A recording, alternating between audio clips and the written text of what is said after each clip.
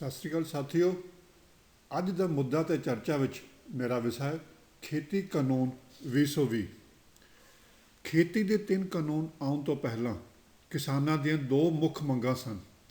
ਫਸਲਾਂ ਦਾ ਸਵਾਮੀਨਾਥਨ MSP ਯਾਨੀ ਘੱਟੋ ਘੱਟ ਸਮਰਥਨ ਮੁੱਲ ਅਤੇ ਕਰਜ਼ਾ ਮੁਆਫੀ। ਪਰ ਬਦਲੇ ਵਿੱਚ ਕੇਂਦਰ ਸਰਕਾਰ ਨੇ 3 ਖੇਤੀ ਕਾਨੂੰਨ ਦੇ ਦਿੱਤੇ। ਕਿਸਾਨ ਕਈ ਮਹੀਨਿਆਂ ਤੋਂ ਇਹਨਾਂ ਕਾਨੂੰਨਾਂ ਦਾ ਵਿਰੋਧ ਕਰ ਰਿਹਾ ਹੈ। 1 ਮਹੀਨੇ ਤੋਂ ਵੀ ਜ਼ਿਆਦਾ ਸਮੇਂ ਤੋਂ ਲੱਖਾਂ ਦੀ ਗਿਣਤੀ ਵਿੱਚ ਕਿਸਾਨ ਦਿੱਲੀ ਦੇ ਚਾਰੇ ਪਾਸੇ ਬੈਠੇ ਸ਼ਾਂਤਮਈ ਅਤੇ ਬੇਹੱਦ ਸੰਗਠਿਤ ਤਰੀਕੇ ਨਾਲ ਅੰਦੋਲਨ ਕਰ ਰਹੇ ਹਨ। ਤਕਰੀਬਨ 50 ਤੋਂ ਜ਼ਿਆਦਾ ਕਿਸਾਨ ਆਪਣੀ ਜਾਨ ਤੋਂ ਹੱਥ ਧੋ ਬੈਠੇ ਹਨ। ਖੈਰ, ਇਹ ਵੱਡਾ ਮਸਲਾ ਹੈ ਅਤੇ ਲੰਬੀ ਬਹਿਸ ਦੀ ਮੰਗ ਕਰਦਾ ਹੈ, ਪਰ ਅੱਜ ਮੈਂ ਸਿਰਫ ਖੇਤੀ ਦੇ 3 ਬਿੱਲਾਂ ਬਾਰੇ ਸੰਖੇਪ ਜਾਣਕਾਰੀ ਦੇ ਰਿਹਾ ਹਾਂ ਤਾਂ ਕਿ ਇਹ ਕਾਨੂੰਨ ਕਿਸ ਤਰ੍ਹਾਂ ਬਣੇ ਅਤੇ ਇਹਨਾਂ ਵਿੱਚ ਕੀ ਹੈ, ਤਾਂ ਜੋ ਤੁਹਾਨੂੰ ਸਮਝ ਲੱਗ ਸਕੇ ਕਿਸਾਨਾਂ ਦੇ ਮਨ ਵਿੱਚ ਇਹਨਾਂ ਕਾਨੂੰਨਾਂ ਪ੍ਰਤੀ ਇੰਨਾ ਡਰ ਕਿਉਂ ਬੈਠਾ ਹੋਇਆ ਹੈ। ਇਸ ਵੀਡੀਓ ਵਿੱਚ ਅਸੀਂ ਭਾਰਤੀ ਸੰਸਦ ਦੁਆਰਾ ਪਾਸ ਕੀਤੇ ਗਏ 3 ਖੇਤੀਬਾੜੀ ਬਿੱਲਾਂ ਦਾ ਜ਼ਿਕਰ ਕੀਤਾ ਹੈ, ਜਿਨ੍ਹਾਂ ਨੂੰ ਬਾਅਦ ਵਿੱਚ ਐਕਟ ਬਣਨ ਲਈ ਰਾਸ਼ਟਰਪਤੀ ਦੀ ਸਹਿਮਤੀ ਮਿਲੀ। ਕੇਂਦਰ ਅਤੇ ਕਿਸਾਨਾਂ ਦਰਮਿਆਨ ਗੱਲਬਾਤ ਦਾ 7ਵਾਂ ਦੌਰ 4 ਜਨਵਰੀ 2020 ਨੂੰ ਤਹਿ ਕੀਤਾ ਗਿਆ ਹੈ। ਇਸ ਤੋਂ ਪਹਿਲਾਂ 6ਵੇਂ ਦੌਰ ਦੀ ਗੱਲਬਾਤ ਦਰਮਿਆਨ ਸਰਕਾਰ ਨੇ 3 ਖੇਤੀ ਕਾਨੂੰਨ ਰੱਦ ਕਰਨ ਤੋਂ ਸਾਫ਼ ਇਨਕਾਰ ਕਰ ਦਿੱਤਾ ਹੈ। ਜਦੋਂ ਕਿ ਸਰਕਾਰ ਨੇ ਇਸ ਮੀਟਿੰਗ ਵਿੱਚ ਰਾਸ਼ਟਰੀ ਰਾਜਧਾਨੀ ਖੇਤਰ ਅਤੇ ਪ੍ਰਬੰਧਕੀ ਖੇਤਰਾਂ ਦੇ ਆਰਡੀਨੈਂਸ 2020 ਵਿੱਚ ਹਵਾ ਕੁਸ਼ਲ ਪ੍ਰਬੰਧਨ ਲਈ ਕਮਿਸ਼ਨ ਦੀਆਂ ਜੁਰਮਾਨੇ ਵਾਲੀਆਂ ਵਿਵਸਥਾਵਾਂ ਤੋਂ ਕਿਸਾਨ ਨੂੰ ਬਾਹਰ ਕੱਢਣ ਦੀ ਸਹਿਮਤੀ ਜਤਾਈ ਹੈ ਅਤੇ ਇਸ ਵਿੱਚ ਬਿਜਲੀ ਸੋਧ ਬਿੱਲ 2020 ਦੇ ਖਰੜੇ ਦਾ ਪਾਲਣ ਨਾ ਕਰਨ 'ਤੇ ਵੀ ਸਹਿਮਤੀ ਬਣ ਗਈ ਹੈ। ਹੁਣ ਮੈਂ ਤੁਹਾਨੂੰ ਸਿਰਫ ਖੇਤੀ ਕਾਨੂੰਨ 2020 ਵਿੱਚ ਕੀ ਹੈ ਉਸ ਬਾਰੇ ਜਾਣਕਾਰੀ ਦੇਣ ਜਾ ਰਿਹਾ ਹਾਂ। ਧਿਆਨ ਨਾਲ ਸੁਣਨਾ। ਸਤੰਬਰ 2020 ਵਿੱਚ ਰਾਸ਼ਟਰਪਤੀ ਰਾਮਨਾਥ ਕੋਵਿੰਦ ਨੇ 3 ਸੰਸਦ ਬਿੱਲਾਂ ਨੂੰ ਆਪਣੀ ਸਹਿਮਤੀ ਦੇ ਦਿੱਤੀ, ਜੋ ਪਹਿਲਾਂ ਸੰਸਦ ਦੁਆਰਾ ਪਾਸ ਕੀਤੇ ਗਏ ਸਨ। ਇਹ ਖੇਤੀ ਐਕਟ ਹੇਠ ਲਿਖੇ ਅਨੁਸਾਰ ਹਨ। ਪਹਿਲਾ, the farmers produce trade and commerce promotion and facilitation act 2020 ਯਾਨੀ ਖੇਤੀ ਉਪਜ ਵਪਾਰ ਅਤੇ ਵਣਜ ਪ੍ਰੋਤਸਾਹਨ ਤੇ ਸਹਾਇਕ ਆਰਡੀਨੈਂਸ 2020। ਦੂਸਰਾ, ਦ farmers empowerment and protection agreement on price assurance and farm services act 2020 ਯਾਨੀ ਕਿ ਕੀਮਤ ਗਰੰਟੀ ਅਤੇ ਖੇਤੀ ਸੇਵਾਵਾਂ ਬਾਰੇ ਕਿਸਾਨੀ ਠੇਕਾ ਸ਼ਕਤੀਕਰਨ ਤੇ ਸੁਰੱਖਿਆ ਆਰਡੀਨੈਂਸ 2020, ਜਿਹਨੂੰ ਕਿ ਕੰਟਰੈਕਟ ਫਾਰਮਿੰਗ ਦੇ ਨਾਮ ਤੋਂ ਵੀ ਜਾਣਿਆ ਜਾ ਰਿਹਾ। ਤੀਸਰਾ, ਅਸੈਂਸ਼ੀਅਲ ਕਮੋਡਿਟੀਜ਼ ਅਮੈਂਡਮੈਂਟ ਐਕਟ 2020 ਜ਼ਰੂਰੀ ਵਸਤੂਆਂ ਸੋਧ ਐਕਟ 2020। ਹੁਣ ਤੁਹਾਨੂੰ ਮੈਂ ਇਹਨਾਂ ਤਿੰਨਾਂ ਆਰਡੀਨੈਂਸਾਂ ਦਾ ਇੱਕ ਕਰਕੇ ਸਮਝਾਉਣ ਦੀ ਕੋਸ਼ਿਸ਼ ਕਰਾਂਗਾ। ਪਹਿਲਾ, ਕੀਮਤ ਗਰੰਟੀ ਅਤੇ ਖੇਤੀ ਸੇਵਾਵਾਂ ਬਾਰੇ ਕਿਸਾਨੀ ਠੇਕਾ ਸ਼ਕਤੀਕਰਨ ਤੇ ਸੁਰੱਖਿਆ ਆਰਡੀਨੈਂਸ 2020। ਇਹ ਹਵਾਲਾ 2020 ਦਾ ਐਕਟ ਨੰਬਰ 20 ਹੈ। ਇਸ ਦੀ ਹੱਦ ਪੂਰੇ ਭਾਰਤ ਵਿੱਚ ਹੈ। ਲੋਕ ਸਭਾ 'ਚ ਇਹ ਬਿੱਲ 14 ਸਤੰਬਰ 2020 ਨੂੰ ਪੇਸ਼ ਕੀਤਾ ਗਿਆ ਅਤੇ 17 ਸਤੰਬਰ 2020 ਨੂੰ ਪਾਸ ਹੋ ਗਿਆ ਸੀ। ਰਾਜ ਸਭਾ 'ਚ ਇਹ 20 ਸਤੰਬਰ 2020 ਨੂੰ ਪਾਸ ਕੀਤਾ ਗਿਆ। ਇਸ ਬਿੱਲ ਨੂੰ 24 ਸਤੰਬਰ 2020 ਨੂੰ ਰਾਸ਼ਟਰਪਤੀ ਨੇ ਵੀ ਸਹਿਮਤੀ ਦੇ ਦਿੱਤੀ ਸੀ। ਇਹ ਬਿੱਲ ਖੇਤੀਬਾੜੀ ਅਤੇ ਕਿਸਾਨ ਭਲਾਈ ਮੰਤਰੀ ਨਰਿੰਦਰ ਸਿੰਘ ਤੋਮਰ ਦੁਆਰਾ ਪੇਸ਼ ਕੀਤਾ ਗਿਆ ਸੀ। ਇਸ ਦਾ ਪਿਛੋਕੜ ਕੀ ਹੈ? 5 ਜੂਨ 2020 ਨੂੰ ਕੀਮਤ ਗਰੰਟੀ ਅਤੇ ਖੇਤੀ ਸੇਵਾਵਾਂ ਬਾਰੇ ਕਿਸਾਨੀ ਠੇਕਾ ਸ਼ਕਤੀਕਰਨ ਤੇ ਸੁਰੱਖਿਆ ਆਰਡੀਨੈਂਸ 2020 ਤੇ ਕੇਂਦਰੀ ਮੰਤਰੀ ਮੰਡਲ ਦੁਆਰਾ ਸਹਿਮਤੀ ਦਿੱਤੀ ਗਈ ਸੀ। ਇਸ ਐਕਟ ਵਿੱਚ ਕੀ ਹੈ? ਇਹ ਕਿਸੇ ਵੀ ਖੇਤ ਦੇ ਉਤਪਾਦਨ ਜਾਂ ਪਸ਼ੂ ਪਾਲਣ ਤੋਂ ਪਹਿਲਾਂ ਇੱਕ ਕਿਸਾਨ ਅਤੇ ਖਰੀਦਦਾਰ ਦਰਮਿਆਨ ਇਕਰਾਰਨਾਮੇ ਰਾਹੀਂ ਇਕਰਾਰਨਾਮੇ ਦੀ ਖੇਤੀ ਲਈ ਇੱਕ ਰਾਸ਼ਟਰੀ ਢਾਂਚਾ ਤਿਆਰ ਕਰਦਾ ਹੈ, ਯਾਨੀ ਕਿ ਕੰਟਰੈਕਚੁਅਲ ਫਾਰਮਿੰਗ ਕਿਸ ਤਰੀਕੇ ਨਾਲ ਕਰਨੀ ਹੈ ਉਹ ਇਸ ਐਕਟ ਵਿੱਚ ਦਰਸਾਈ ਗਈ ਹੈ। ਇਹ 'ਚ ਕੀ ਵਿਵਸਥਾਵਾਂ ਕੀਤੀਆਂ ਗਈਆਂ ਹਨ। ਪਹਿਲੀ, ਖੇਤੀ ਸਮਝੌਤਾ। ਇਹ ਐਕਟ ਕਿਸੇ ਵੀ ਖੇਤੀ ਉਪਜ ਦੇ ਉਤਪਾਦਨ ਜਾਂ ਪਸ਼ੂ ਪਾਲਣ ਤੋਂ ਪਹਿਲਾਂ ਇੱਕ ਕਿਸਾਨ ਅਤੇ ਖਰੀਦਦਾਰ ਦਰਮਿਆਨ ਇੱਕ ਖੇਤੀ ਸਮਝੌਤੇ ਦੀ ਵਿਵਸਥਾ ਕਰਦਾ ਹੈ। ਦੂਸਰਾ, ਖੇਤੀ ਸਮਝੌਤੇ ਦੀ ਘੱਟੋ ਘੱਟ ਅਵਧੀ ਕੀ ਹੈ। ਕੋਈ ਵੀ ਖੇਤੀ ਸਮਝੌਤਾ ਘੱਟੋ ਘੱਟ ਅਵਧੀ ਇੱਕ ਫਸਲੀ ਸੀਜ਼ਨ ਜਾਂ ਪਸ਼ੂ ਪਾਲਣ ਦੇ ਇੱਕ ਉਤਪਾਦਨ ਚੱਕਰ ਲਈ ਹੋਵੇਗੀ। ਕਿਸੇ ਵੀ ਫਸਲ ਦਾ ਜਿਹੜਾ ਇੱਕ ਸੀਜ਼ਨ ਆ ਉਸ ਦੇ ਘੱਟ ਤੋਂ ਘੱਟ ਅਵਧੀ ਹੋਏਗੀ। ਫਿਰ ਖੇਤੀ ਸਮਝੌਤੇ ਦੀ ਅਧਿਕਤਮ ਅਵਧੀ, ਯਾਨੀ ਖੇਤੀ ਸਮਝੌਤੇ ਦੀ ਵੱਧ ਤੋਂ ਵੱਧ ਮਿਆਦ 5 ਸਾਲ ਹੋਣੀ ਚਾਹੀਦੀ ਹੈ। ਇਹ ਵੀ ਕਹਿੰਦਾ ਹੈ ਕਿ ਜੇ ਕਿਸੇ ਵੀ ਖੇਤੀ ਉਪਜ ਦਾ ਉਤਪਾਦਨ ਚੱਕਰ ਲੰਬਾ ਹੈ ਅਤੇ 5 ਸਾਲਾਂ ਤੋਂ ਵੀ ਵੱਧ ਹੋ ਸਕਦਾ ਹੈ, ਤਾਂ ਖੇਤੀ ਸਮਝੌਤੇ ਦੀ ਵੱਧ ਤੋਂ ਵੱਧ ਮਿਆਦ ਦਾ ਆਪਸੀ ਫੈਸਲਾ ਕਿਸਾਨ ਅਤੇ ਖਰੀਦਦਾਰ ਦੁਆਰਾ ਕੀਤਾ ਜਾ ਸਕਦਾ ਹੈ ਅਤੇ ਖੇਤੀਬਾੜੀ ਸਮਝੌਤੇ ਵਿੱਚ ਸਪਸ਼ਟ ਤੌਰ 'ਤੇ ਜ਼ਿਕਰ ਕੀਤਾ ਗਿਆ ਹੈ। ਯਾਨੀ ਕਿ ਕੰਟਰੈਕਚੁਅਲ ਫਾਰਮਿੰਗ ਘੱਟੋ ਘੱਟ ਕਿਸੇ ਵੀ ਇੱਕ ਫਸਲੀ ਚੱਕਰ ਜਾਂ ਵੱਧ ਤੋਂ ਵੱਧ 5 ਸਾਲ ਤੱਕ ਕੀਤੀ ਜਾ ਸਕਦੀ ਹੈ। ਜੇਕਰ ਕੋਈ ਫਸਲ ਦਾ ਫਸਲੀ ਚੱਕਰ 5 ਸਾਲ ਤੋਂ ਵੱਧ, ਫਿਰ ਕਿਸਾਨ ਅਤੇ ਖਰੀਦਦਾਰ ਆਪਸੀ ਸਮਝੌਤੇ 'ਚ ਇਹਦੀ ਮਿਆਦ ਵਧਾ ਵੀ ਸਕਦੇ ਹਨ। ਖੇਤੀ ਉਤਪਾਦਨ ਦੀ ਕੀਮਤ ਕੀ ਤੈਅ ਹੋਏਗੀ। ਇਕਰਾਰਨਾਮੇ ਵਿੱਚ ਖੇਤੀ ਉਤਪਾਦਾਂ ਦੀ ਕੀਮਤ ਅਤੇ ਕੀਮਤ ਨਿਰਧਾਰਨ ਦੀ ਪ੍ਰਕਿਰਿਆ ਦਾ ਜ਼ਿਕਰ ਕੀਤਾ ਜਾਣਾ ਚਾਹੀਦਾ ਹੈ।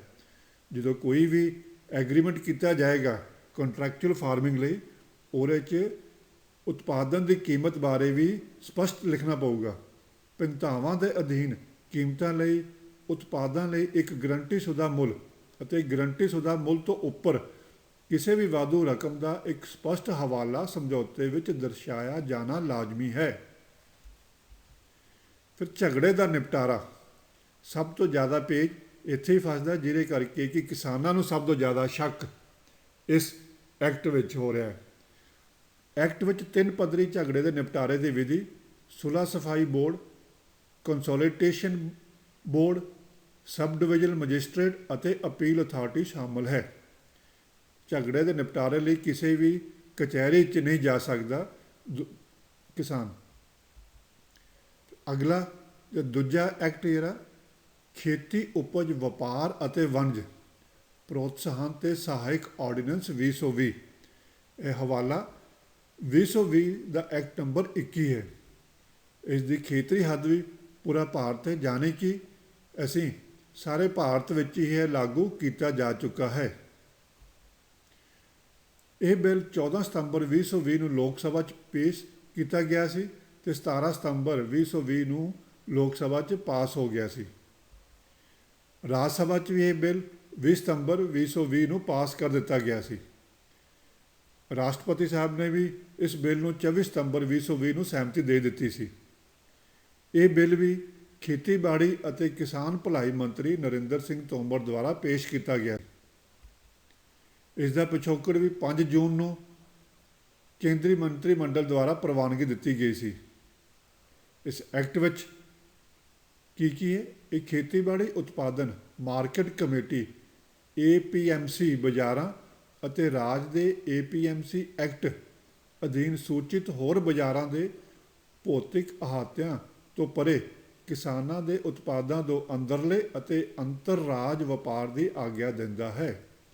ਯਾਨੀ ਕਿ ਇਸ ਐਕਟ ਵਿੱਚ ਆਮ ਮੰਡੀ ਸਰਕਾਰੀ ਮੰਡੀਆਂ ਤੋਂ ਬਾਹਰ ਵੀ ਖਰੀਦ ਕੀਤੀ ਜਾ ਸਕਦੀ ਹੈ। ਕਿਸਾਨ ਕਿਤੇ ਬਾਹਰ ਆਪਣੇ ਜ਼ਿਲ੍ਹੇ ਤੋਂ ਬਾਹਰ ਜਾਂ ਰਾਜ ਤੋਂ ਬਾਹਰ ਵੀ ਆਪਣੀ ਫਸਲ ਵੇਚ ਸਕਦਾ ਹੈ ਜਾਂ ਵਪਾਰ ਕਰ ਸਕਦਾ ਹੈ। ਵਿਵਸਥਾਵਾਂ ਕੀ ਹਨ ਇਸ ਐਕਟ ਵਿੱਚ। ਕਿਸਾਨਾਂ ਦੇ ਉਤਪਾਦਨ ਦਾ ਵਪਾਰ। ਇਹ ਐਕਟ ਕਿਸਾਨਾਂ ਨੂੰ ਬਾਹਰਲੇ ਵਪਾਰ ਵਾਲੇ ਖੇਤਰਾਂ ਜਿਵੇਂ ਕਿ ਖੇਤ, ਫੈਕਟਰੀ ਦੇ ਅਹਾਤੇ, ਕੋਲਡ ਸਟੋਰੇਜ ਅਤੇ ਹੋਰ ਵਿੱਚ ਵਪਾਰ ਕਰਨ ਦੀ ਆਗਿਆ ਦਿੰਦਾ ਹੈ। ਪਹਿਲਾਂ ਇਹ ਸਿਰਫ APMC ਵਿਹੜੇ ਜਾਂ ਮੰਡੀਆਂ ਵਿੱਚ ਹੀ ਕੀਤਾ ਜਾ ਸਕਦਾ ਸੀ। ਇਸ ਐਕਟ ਦੇ ਆਉਣ ਤੋਂ ਬਾਅਦ ਕਿਸਾਨ ਆਪਣਾ ਵਪਾਰ, ਆਪਣੀ ਫਸਲ ਸਿੱਧੀ ਖੇਤ ਵਿੱਚੋਂ ਵੀ ਚੁਕਾ ਸਕਦਾ ਹੈ, ਫੈਕਟਰੀ ਦੇ ਹਾਤੇ ਵਿੱਚ ਜਾ ਕੇ ਵੇਚ ਸਕਦਾ ਹੈ, ਜਾਂ ਸਿੱਧਾ ਕੋਲਡ ਸਟੋਰੇਜ 'ਚ ਵੀ ਰਖਵਾ ਸਕਦਾ ਹੈ। ਪਹਿਲਾਂ ਇਹ ਪ੍ਰੋਵੀਜ਼ਨ ਸਿਰਫ APMC ਮੰਡੀ ਵਿੱਚ ਹੀ ਮੰਡੀਆਂ ਰਾਹੀਂ ਖਰੀਦ ਕੀਤੀ ਜਾਂਦੀ ਸੀ। ਵਿਕਲਪਿਕ ਵਪਾਰ ਚੈਨਲ, ਇਹ ਖੇਤੀਬਾੜੀ ਉਤਪਾਦਾਂ ਦੇ ਰੁਕਾਵਟ ਰਹਿਤ ਰਾਜ ਅੰਦਰ ਤੇ ਅੰਤਰ ਰਾਜ ਵਪਾਰ ਨੂੰ ਉਤਸ਼ਾਹਿਤ ਕਰਨ ਲਈ ਵਿਕਲਪ ਟ੍ਰੇਡਿੰਗ ਚੈਨਲਾਂ ਰਾਹੀਂ ਕਿਸਾਨਾਂ ਲਈ ਕੀਮਤਾਂ ਵਿੱਚ ਮੁਨਾਫੇ ਦੀ ਸਹੂਲਤ ਦਿੰਦਾ ਹੈ। ਅੱਗੇ ਇਲੈਕਟ੍ਰੋਨਿਕ ਵਪਾਰ, ਇਸ ਐਕਟ ਵਿੱਚ ਇਸ ਤੋਂ ਇਲਾਵਾ ਇਹ ਨਿਰਧਾਰਤ ਵਪਾਰਕ ਖੇਤਰ ਵਿੱਚ ਅਨੁਸੂਚਿਤ ਕਿਸਾਨਾਂ ਦੇ ਉਤਪਾਦਾਂ ਯਾਨੀ ਕਿ ਕਿਸੇ ਵੀ ਰਾਜ APMC ਐਕਟ ਅਧੀਨ ਨਿਯੰਤਰਿਤ ਖੇਤੀਬਾੜੀ ਉਤਪਾਦ ਦੇ ਇਲੈਕਟ੍ਰੋਨਿਕ ਵਪਾਰ ਦੀ ਆਗਿਆ ਦਿੰਦਾ ਹੈ। ਇਹ ਇਲੈਕਟ੍ਰੋਨਿਕ ਡਿਵਾਈਸਾਂ ਅਤੇ ਇੰਟਰਨੈਟ ਰਾਹੀਂ ਖੇਤੀਬਾੜੀ ਉਤਪਾਦਾਂ ਦੀ ਸਿੱਧੀ ਅਤੇ ਆਨਲਾਈਨ ਖਰੀਦਣ ਅਤੇ ਵੇਚ ਦੀ ਸਹੂਲਤ ਵੀ ਦੇਵੇਗਾ। ਅੱਗੇ ਆਨਲਾਈਨ ਖਰੀਦ ਨਹੀਂ ਸੀ ਕਰ ਸਕਦੇ, ਹੁਣ ਇਸ ਐਕਟ ਵਿੱਚ ਇਹ ਵੀ ਛੋਟ ਦੇ ਦਿੱਤੀ ਵਪਾਰੀਆਂ ਨੂੰ ਕਿ ਤੁਸੀਂ ਆਨਲਾਈਨ ਖਰੀਦ ਵੀ ਕਰ ਸਕਦੇ ਹੋ ਅਤੇ ਕਿਸਾਨ ਆਪਣੀ ਆਨਲਾਈਨ ਫਸਲ ਵੇਚ ਵੀ ਸਕਦਾ ਹੈ। ਅੱਗੇ ਮਾਰਕੀਟ ਫੀਸ ਖਤਮ, ਐਕਟ ਦੇ ਅਨੁਸਾਰ ਰਾਜ ਸਰਕਾਰਾਂ ਨੂੰ ਬਾਹਰੀ ਵਪਾਰ ਵਾਲੇ ਖੇਤਰ, ਮਤਲਬ ਕਿ ਜਿਹੜੀ ਸਰਕਾਰੀ ਮੰਡੀ ਤੋਂ ਬਾਹਰ ਫਸਲ ਵੇਚੀ ਜਾਏਗੀ ਜਾਂ ਕਿਸਾਨ ਆਪਣੇ ਖੇਤ 'ਚੋਂ ਵੇਚਦਾ ਜਾਂ ਕੋਲਡ ਸਟੋਰੇਜ 'ਚ ਜਾ ਕੇ ਰੱਖਦਾ ਹੈ ਜਾਂ ਵਪਾਰੀ ਦੇ ਕਾਰਖਾਨੇ 'ਚ ਜਾ ਕੇ ਵੇਚਦਾ ਹੈ, ਅਤੇ ਕਿਸਾਨਾਂ ਵਪਾਰੀਆਂ ਅਤੇ ਇਲੈਕਟ੍ਰੋਨਿਕ ਟ੍ਰੇਡਿੰਗ ਪਲੇਟਫਾਰਮਾਂ 'ਤੇ ਕੋਈ ਮਾਰਕੀਟ ਫੀਸ ਜਾਂ ਸੈਸ ਲਗਾਉਣ 'ਤੇ ਪਾਬੰਦੀ ਹੈ। ਇਸ ਨਾਲ ਜੋ ਡਰ ਕਿਸਾਨਾਂ ਦੇ ਮਨ 'ਚ ਬੈਠਾ ਹੈ ਕਿ ਹੌਲੀ ਹੌਲੀ ਬਾਹਰ ਦੀ ਫਸਲ ਵਿਕਣ ਲੱਗ ਪਏਗੀ ਅਤੇ ਮੰਡੀਆਂ ਬੰਦ ਹੋ ਜਾਣੀਆਂ ਹਨ। ਅਖੀਰਲਾ ਐਕਟ, ਇਹ ਐਕਟ ਨਹੀਂ, ਇਹ 'ਚ ਸੋਧ ਹੀ ਕੀਤੀ ਗਈ, ਜ਼ਰੂਰੀ ਵਸਤੂਆਂ ਸੋਧ ਐਕਟ 2020। ਇਹ ਐਕਟ ਪਹਿਲਾਂ ਹੀ ਬਣਿਆ ਸੀ, ਹੁਣ ਸਿਰਫ ਇਹ 'ਚ ਕੁਝ ਸੋਧਾਂ ਕੀਤੀਆਂ ਗਈਆਂ ਨੇ। ਉਹ ਕਿਹੜੀਆਂ ਸੋਧਾਂ, ਉਹਦੇ ਬਾਰੇ ਆਪਾਂ ਦੱਸਾਂਗੇ। ਪਹਿਲੋਂ ਇਸ ਦਾ ਹਵਾਲਾ, ਇਹ ਐਕਟ 1995 ਦੇ ਐਕਟ ਨੰਬਰ 10 ਵਿੱਚ ਬਣਿਆ ਹੋਇਆ ਹੈ। ਖੇਤਰੀ ਹੱਦ, ਇਹ ਵੀ ਪੂਰਾ ਭਾਰਤ ਹੀ ਹੈ। ਸਥਿਤੀ ਸੋਧਿਆ ਗਿਆ ਹੈ, ਮਤਲਬ ਕਿ ਨਵਾਂ ਐਕਟ ਨਹੀਂ ਬਣਾਇਆ ਗਿਆ, ਇਹਨੂੰ ਸਿਰਫ ਸੋਧਿਆ ਗਿਆ ਹੈ। ਲੋਕ ਸਭਾ 'ਚ ਇਹ ਬਿੱਲ 14 ਸਤੰਬਰ 2020 ਨੂੰ ਪੇਸ਼ ਕੀਤਾ ਗਿਆ ਅਤੇ 15 ਸਤੰਬਰ ਨੂੰ ਪਾਸ ਕਰ ਦਿੱਤਾ ਗਿਆ ਸੀ। ਰਾਜ ਸਭਾ 'ਚ ਇਹ ਬਿੱਲ 22 ਸਤੰਬਰ 2020 ਨੂੰ ਪਾਸ ਕੀਤਾ ਗਿਆ ਸੀ। ਰਾਸ਼ਟਰਪਤੀ ਨੇ ਵੀ ਇਸ ਸੋਧ ਨੂੰ 26 ਸਤੰਬਰ 2020 ਨੂੰ ਸਹਿਮਤੀ ਦੇ ਦਿੱਤੀ ਸੀ। ਇਸ ਦਾ ਪਿਛੋਕੜ 5 ਜੂਨ 2020 ਨੂੰ ਜ਼ਰੂਰੀ ਵਸਤੂਆਂ ਸੋਧ ਆਰਡੀਨੈਂਸ 2020 ਨੂੰ ਕੇਂਦਰੀ ਮੰਤਰੀ ਮੰਡਲ ਦੁਆਰਾ ਜਾਰੀ ਕੀਤਾ ਗਿਆ। ਐਕਟ 'ਚ ਕੀ ਹੈ, ਪਹਿਲੋਂ ਇਸ ਐਕਟ 'ਚ ਕੀ ਸੀ ਪਹਿਲਾਂ ਉਹ ਦੱਸਾਂਗੇ, ਫਿਰ ਇਹ 'ਚ ਸੋਧ ਕੀ ਕੀਤੀ ਗਈ ਉਹਦੇ ਬਾਰੇ ਤੁਹਾਨੂੰ ਜਾਣਕਾਰੀ ਦਿੱਤੀ ਜਾਊਗੀ। ਇਹ ਭਾਰਤੀ ਸੰਸਦ ਵਿੱਚ 1995 ਵਿੱਚ ਕੁਝ ਚੀਜ਼ਾਂ ਜਾਂ ਉਤਪਾਦਾਂ ਦੀ ਸੰਪੁਰਦਗੀ ਨੂੰ ਯਕੀਨੀ ਬਣਾਉਣ ਲਈ ਲਾਗੂ ਕੀਤਾ ਗਿਆ ਸੀ, ਜਿਸ ਦੀ ਸਪਲਾਈ ਜੇਕਰ ਹੋਲਡਿੰਗ ਜਾਂ ਕਾਲੀ ਮਾਰਕੀਟਿੰਗ ਕਾਰਨ ਰੁਕਾਵਟ ਬਣਦੀ ਹੈ ਤਾਂ ਲੋਕਾਂ ਦੇ ਸਧਾਰਨ ਜੀਵਨ 'ਤੇ ਪ੍ਰਭਾਵਿਤ ਕਰੇਗੀ।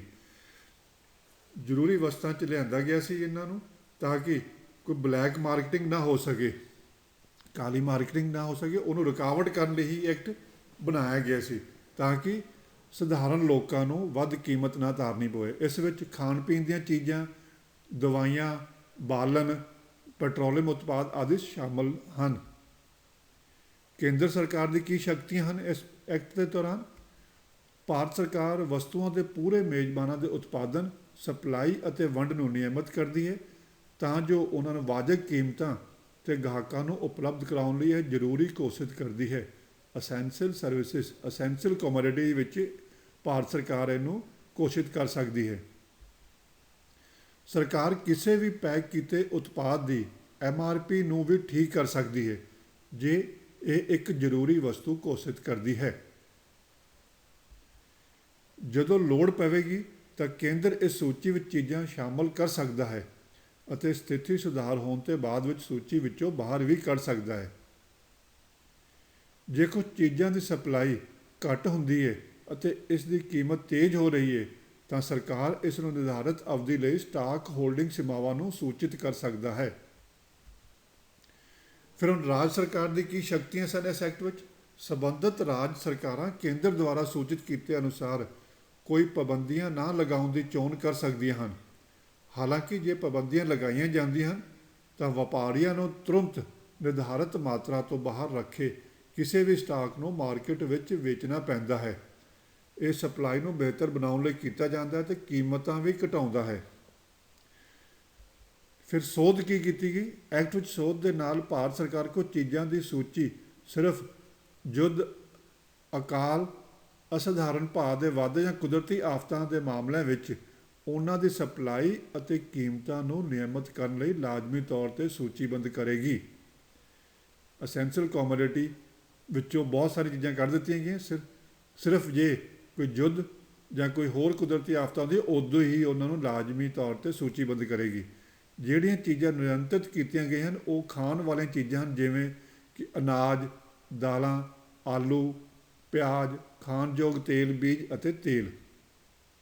ਸਟਾਕ ਸੀਮਾ ਕੀ ਹੈ? ਇਹਦੇ 'ਚ ਸੋਧ ਦੇ ਅਨੁਸਾਰ ਖੇਤੀਬਾੜੀ ਉਪਜਾਂ 'ਤੇ ਕੋਈ ਸਟਾਕ ਦੀ ਸੀਮਾ ਸਿਰਫ ਕੀਮਤ ਵਾਧੇ ਦੇ ਆਧਾਰ 'ਤੇ ਹੀ ਲਗਾਈ ਜਾ ਸਕਦੀ ਹੈ। ਜੇ ਕੀਮਤਾਂ ਬਹੁਤ ਜ਼ਿਆਦਾ ਵੱਧਦੀਆਂ ਹਨ ਫਿਰ ਹੀ ਸਟਾਕ ਦੇ ਪਾਬੰਦੀ ਲਗਾਈ ਜਾਏਗੀ। ਜਿੱਦਾਂ ਕਿ ਬਾਗਬਾਨੀ ਉਤਪਾਦ ਦਾ ਪ੍ਰਚੂਨ ਕੀਮਤ 100% ਵਾਧਾ ਹੋਊਗਾ। ਜਿਹੜੇ ਬਾਗਬਾਨੀ ਦੀ ਫਸਲ ਆ, ਜੇ ਉਹਦੇ 'ਚ 100% ਵਾਧਾ ਹੁੰਦਾ ਹੈ ਤਾਂ ਫਿਰ ਹੀ ਉਹ 'ਤੇ ਸਟਾਕ ਦੇ ਪਾਬੰਦੀ ਲੱਗੇਗੀ। ਉਸ ਤਰ੍ਹਾਂ ਖੇਤੀਯੋਗ ਖਾਣ ਪੀਣ ਦੀ ਚੀਜ਼ਾਂ ਦੇ ਪ੍ਰਚੂਨ ਮੁੱਲ 'ਚ 50% ਤੋਂ ਵਾਧਾ ਜੇ ਹੁੰਦਾ ਹੈ, ਯਾਨੀ ਕਿ 100% ਤੱਕ ਵਾਧੇ ਦੀ ਛੋਟ ਦੇ ਦਿੱਤੀ ਗਈ ਹੈ। ਖਾਣ ਪੀਣ ਦੀ ਚੀਜ਼ਾਂ 'ਤੇ 50% ਤੋਂ ਵਾਧੇ ਦੀ ਛੋਟ ਦਿੱਤੀ ਗਈ ਹੈ ਅਤੇ ਤੁਹਾਨੂੰ ਕੋਈ ਵੀ ਸਟਾਕ ਦੀ ਸੀਮਾ ਨਹੀਂ ਦਿੱਤੀ ਗਈ। ਗਣਨਾ ਇਹਦੀ ਕੈਲਕੂਲੇਸ਼ਨ ਕਿੱਦਾਂ ਕੀਤੀ ਜਾਊਗੀ ਕੀਮਤਾਂ ਦੀ? ਇਹ ਵਾਧਾ 12 ਮਹੀਨਿਆਂ ਤੋਂ ਤੁਰੰਤ ਪਹਿਲਾਂ ਦੀ ਕੀਮਤ ਜਾਂ ਪਿਛਲੇ 5 ਸਾਲਾਂ ਦੀ ਪ੍ਰਚੂਨ ਕੀਮਤ ਜੋ ਵੀ ਘੱਟ ਹੈ ਦੇ ਹਿਸਾਬ ਨਾਲ ਗਿਣਿਆ ਜਾਵੇਗਾ। ਜਦੋਂ ਆ 100% ਵਾਧਾ ਗਿਣਨਾ, ਉਹ ਸਿਰਫ ਪਿਛਲੇ ਸਾਲ ਦੇ ਜਿਹੜੇ 12 ਮਹੀਨੇ ਦੇ ਫਸਲ ਰੇਟ ਸੀ ਅਤੇ ਜਾਂ ਪਿਛਲੇ 5 ਸਾਲਾਂ ਦੀ ਜੋ ਪ੍ਰਚੂਨ ਦੀ ਕੀਮਤ ਸੀ, ਜੋ ਵੀ ਉਹਨਾਂ 'ਚੋਂ ਘੱਟ ਹੋਏਗੀ ਉਹ ਤੋਂ 100% ਵਾਧਾ ਹੋਣ ਤੱਕ ਸਟਾਕ ਦੀ ਸੀਮਾ ਕੋਈ ਨਹੀਂ ਰੱਖੀ ਜਾਏਗੀ। ਧਿਆਨਯੋਗ ਹੈ ਕਿ ਇਹ ਪਾਬੰਦੀਆਂ ਭਾਰਤ ਵਿੱਚ ਜਨਤਕ ਵੰਡ ਲਈ ਰੱਖੇ ਗਏ ਖਾਣੇ ਅਤੇ ਸਟਾਕਾਂ 'ਤੇ ਲਾਗੂ ਨਹੀਂ ਹੋਣਗੀਆਂ। ਸੋ ਇਹ ਸਨ ਖੇਤੀ ਐਕਟ 2020 ਦੇ ਤਿੰਨੋਂ ਕਾਨੂੰਨ, ਜਿਸ ਬਾਰੇ ਮੈਂ ਤੁਹਾਨੂੰ ਸੰਖੇਪ ਜਾਣਕਾਰੀ ਪੰਜਾਬੀ 'ਚ ਦੇ ਦਿੱਤੀ ਹੈ ਤਾਂ ਜੋ ਤੁਹਾਨੂੰ ਸਮਝ ਲੱਗ ਸਕੇ ਇਹਨਾਂ ਬਿੱਲਾਂ ਵਿੱਚ ਕੀ ਕੀ ਹੈ। ਅਤੇ ਅਗਲੀਆਂ ਵੀਡੀਓ ਵਿੱਚ ਮੈਂ ਤੁਹਾਨੂੰ ਇਹਨਾਂ ਬਿੱਲਾਂ ਦੇ ਜਿਹੜੇ ਕਿਸਾਨ ਸ਼ੱਕ ਜ਼ਾਹਰ ਕਰ ਰਹੇ ਹਨ ਉਹਨਾਂ ਬਾਰੇ ਦੱਸਿਆ ਜਾਏਗਾ ਅਤੇ ਇਹ ਕਿਸ ਤਰ੍ਹਾਂ ਨੁਕਸਾਨਦਾਇਕ ਹੈ ਕਿਸਾਨਾਂ ਲਈ ਜਾਂ ਫਾਇਦੇਮੰਦ ਹੈ, ਅਗਲੀ ਵੀਡੀਓ 'ਚ ਆਪਾਂ ਦੱਸਾਂਗੇ। ਇਸ ਲਈ ਇਸ ਚੈਨਲ ਨੂੰ ਸਬਸਕ੍ਰਾਈਬ ਕਰੋ ਅਤੇ ਹੋਰ ਵੀ ਅੱਗੇ ਕਿਸਾਨਾਂ ਨੂੰ ਸ਼ੇਅਰ ਕਰੋ ਤਾਂ ਜੋ ਉਹਨਾਂ ਨੂੰ ਵੀ ਇਸ ਕਾਨੂੰਨ ਬਾਰੇ ਪਤਾ ਲੱਗ ਸਕੇ ਅਤੇ ਨਵੀਂ ਤੋਂ ਨਵੀਂ ਵੀਡੀਓ ਪ੍ਰਾਪਤ ਕਰਨ ਲਈ ਇਸ ਚੈਨਲ ਦੇ ਬੈਲ ਆਈਕਨ ਨੂੰ ਜ਼ਰੂਰ ਦਬਾਓ ਤਾਂ ਕਿ ਤੁਹਾਨੂੰ ਨੋਟੀਫਿਕੇਸ਼ਨ ਮਿਲ ਸਕੇ ਅਤੇ ਤੁਸੀਂ ਨਵੀਂ ਤੋਂ ਨਵੀਂ ਵੀਡੀਓ ਪ੍ਰਾਪਤ ਕਰ ਸਕੋ। ਧੰਨਵਾਦ।